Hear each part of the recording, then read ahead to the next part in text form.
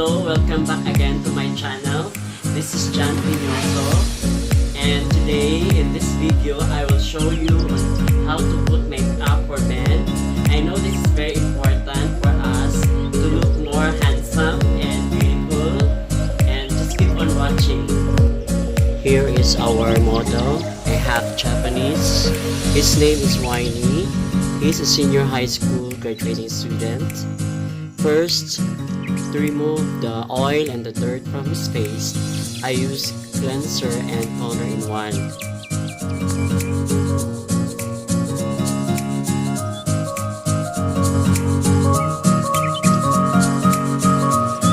The next is I apply concealer from Max Factor. This is to cover or mask dark circles, his large pores, and other blemishes in his skin. Vicinity All Day Flawless Concealer from Max Factor is a beautiful, long-lasting coverage designed to give flawless coverage to this long-lasting yet feels filler line.